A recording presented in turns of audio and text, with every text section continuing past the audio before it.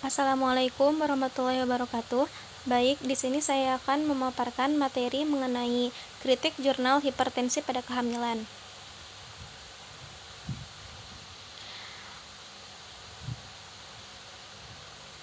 Pada jurnal pertama, yaitu hipertensi dalam kehamilan, hipertensi sebagai penyebab utama komplikasi pada ibu hamil termasuk hipertensi gestasional dan preeklamsia. Penelitian ini mengulas patofisiologi, penata laksanaan, dan strategi pencegahan hipertensi pada kehamilan, seperti pemberian aspirin dosis rendah dan metformin, serta penekanan pentingnya pengukuran tekanan darah secara akurat. Kelebihan dari jurnal ini yaitu ulasan komprehensif yang mencakup patofisiologi dan mekanisme hipertensi selama kehamilan, dan kekurangannya beberapa rekomendasi masih bersifat teoritis dan memerlukan lebih banyak studi klinis. Kemudian yang kedua, terdapat jurnal hubungan stres dengan hipertensi pada ibu hamil. 71,1% ibu hamil yang mengalami stres juga mengalami hipertensi. Terdapat hubungan signifikan antara stres dan hipertensi. Kelebihan dari jurnal ini yaitu metode penelitian kuantitatif dengan survei analitik pemberian hasil yang lebih tepat dipercaya. Kekurangannya, lokasi penelitian terbatas pada suatu layanan kesehatan mengurangi generasi hasil. Yang ketiga, terdapat faktor-faktor yang berhubungan dengan hipertensi pada kehamilan. Pada usia, ibu hamil di atas 35 tahun memiliki risiko lebih tinggi terkena hipertensi. Riwayat keluarga, hipertensi pada ibu hamil memilih lebih umum jika ada riwayat hipertensi dalam keluarga. BMI tinggi, obesitas meningkatkan risiko hipertensi pada kehamilan. Stres, tingkat stres yang tinggi dapat memicu peningkatan tekanan darah. Kelebihan pada jurnal ini yaitu metode yang komprehensif, menggunakan survei dan pengukuran objektif seperti tekanan darah dan indeks massa tubuh.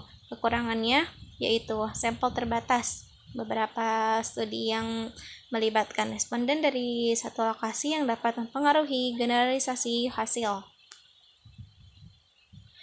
Kemudian terdapat jurnal hipertensi pada remaja. Hasil penelitian ini, prevalensi remaja dengan hipertensi menunjukkan peningkatan prevalensi dalam beberapa tahun terakhir, dipengaruhi oleh faktor genetik, gaya hidup sedentari, dan asupan makanan tinggi garam.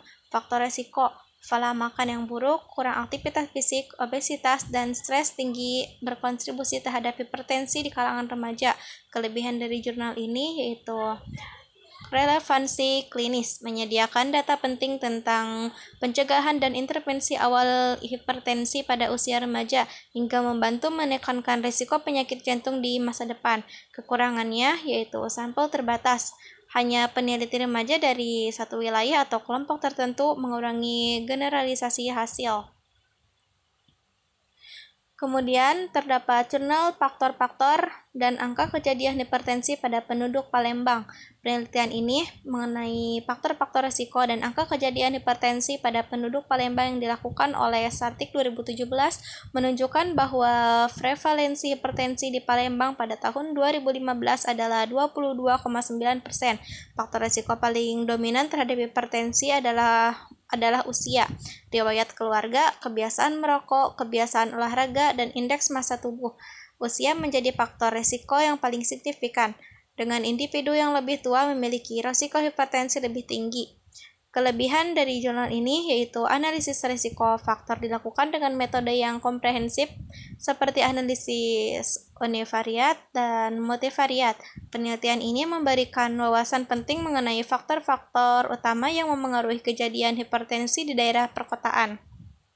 Kekurangan dari jurnal ini yaitu penelitian mungkin kurang memperhitungkan faktor-faktor sosial lain yang dapat mempengaruhi kejadian hipertensi seperti tingkat stres atau gaya hidup.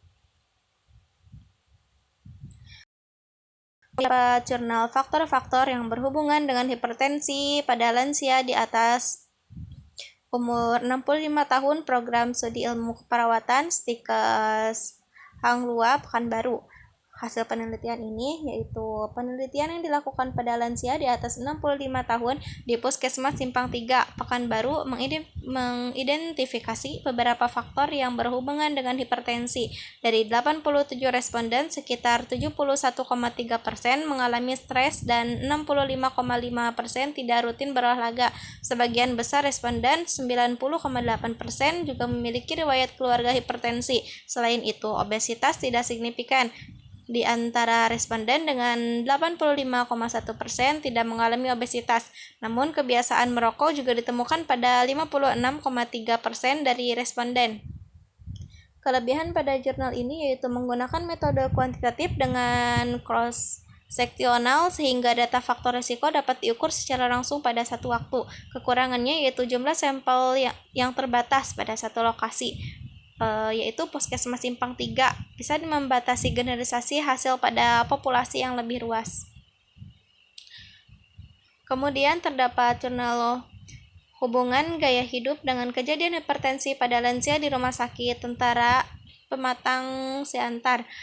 Hasil penelitian ini yaitu penelitian menemukan 64,5% lansia memiliki gaya hidup baik, sementara 35,5% tidak. Dari 76 responden, 67,1 mengalami hipertensi derajat 2. Terdapat hubungan signifikan antara gaya hidup dan kejadian hipertensi. Kelebihan dari jurnal ini yaitu desain metode yang kuat, menggunakan metode kuantitatif dengan analisis statistik yang tepat. Kemudian sampel memadai, cukup representatif untuk menggambarkan populasi lansia di lokasi studi. Kemudian kekurangannya yaitu lokasi terbatas, hanya mencakup satu rumah sakit yang mungkin tidak mewakili semua lansia. Kemudian terdapat jurnal penyuluhan dan edukasi hipertensi. Penelitian ini bertujuan untuk memberikan penyuluhan dan edukasi tentang hipertensi pada masyarakat, khususnya di Kecamatan Bungus, Teluk Kabung. Metode yang digunakan meliputi kunjungan langsung, diskusi, serta pemeriksaan tekanan darah untuk meningkatkan pengetahuan masyarakat tentang penyakit hipertensi. Ditemukan bahwa hipertensi merupakan penyakit yang semakin meningkat dengan banyak faktor di risiko seperti usia dan kondisi sosial ekonomi. Kelebihan pada jurnal ini yaitu edukasi praktis, yaitu penelitian memberikan pendekatan langsung kepada masyarakat yang dapat meningkatkan kesadaran dan pengetahuan mereka tentang hipertensi. Kemudian kekurangannya yaitu keterbatasan sumber daya. Implementasi penyuluhan bisa menghambat oleh keterbatasan sumber daya dan tenaga kesehatan di lapangan. Kemudian terdapat jurnal pengendalian tekanan darah pada pasien hipertensi, mengkaji berbagai intervensi untuk mengelola tekanan darah tinggi pada pasien hipertensi. Penelitian ini menekan pentingnya pendekatan non-farmakologis seperti perubahan gaya hidup, aktivitas fisik, dan edukasi pasien untuk meningkatkan kontrol hipertensi. Hasil menunjukkan bahwa pasien yang menjalani program pengendalian dan terstruktur menunjukkan penurunan tekanan darah yang signifikan. Kelebihan dari jurnal ini yaitu desain yang komprehensif dan fokus pada intervensi praktis yang dapat diterapkan dalam pengelolaan hipertensi di masyarakat. Kekurangannya yaitu ukuran sampel yang mungkin terbatas dan kurang diverifikasi dalam kelompok peserta yang dapat mempengaruhi generalisasi hasil.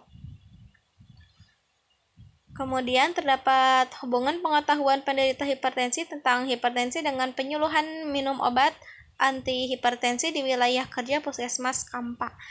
Dari hasil penelitian ini melibatkan 70 responden dan menunjukkan bahwa ada hubungan signifikan antara tingkat pengetahuan pasien dan kepatuhan mereka dalam mengkonsumsi obat, di mana pasien yang memiliki pengetahuan lebih baik cenderung lebih patuh dalam menjalani pengobatan. Kelebihan dari jurnal ini yaitu menyediakan data empiris tentang pentingnya pengetahuan dalam manajemen hipertensi, memperlihatkan kebutuhan edukasi yang lebih baik untuk pasien hipertensi agar dapat meningkatkan kepatuhan minum obat. Kemudian kekurangannya yaitu sampel yang digunakan terbatas pada satu puskesmas yang dapat mengurangi generalisasi hasil ke populasi yang lebih luas. Mungkin cukup sekian hasil pemaparan dari saya, kurang lebihnya mohon maaf. Wassalamualaikum warahmatullahi wabarakatuh.